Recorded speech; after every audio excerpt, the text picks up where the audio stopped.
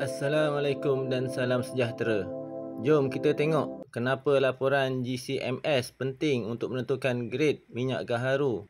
Untuk menentukan grade minyak gaharu secara saintifik, ujian GCMS adalah satu keperluan penting dalam pasaran gaharu antarabangsa.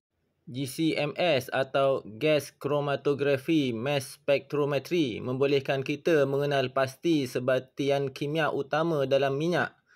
Laporan ini memberikan bukti saintifik terhadap kualiti aroma, ketulinan dan nilai pasaran. Jom kita lihat sebatian penanda aras utama yang menunjukkan grade tinggi. Ianya termasuk: pertama, agarospirol, penanda khas gaharu liar. Kedua, alpha-bulnisin, piawaian kualiti gaharu. Ketiga, beta-vitivinin, penguat aroma. Keempat, eudesmol, iaitu gamma-eudesmol dan 10-EPI gamma-eudesmol untuk aroma kompleks. Terakhir, varianol dan progestol untuk kompaun oksigenasi untuk tahan lama.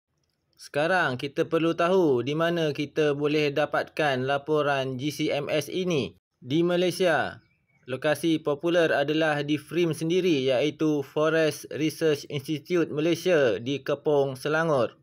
Laporan rasmi ini diterima secara meluas oleh pengimport dan pemborong gaharu.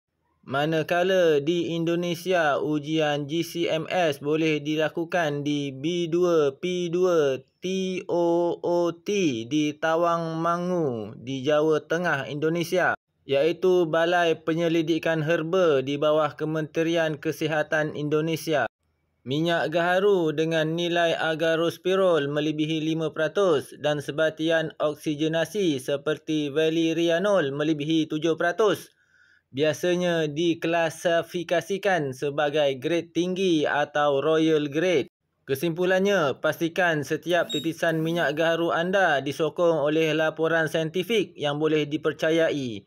GCMS bukan sekadar ujian, ia adalah bukti nilai minyak anda. Follow dan repost Trader Gaharu untuk info berikutnya.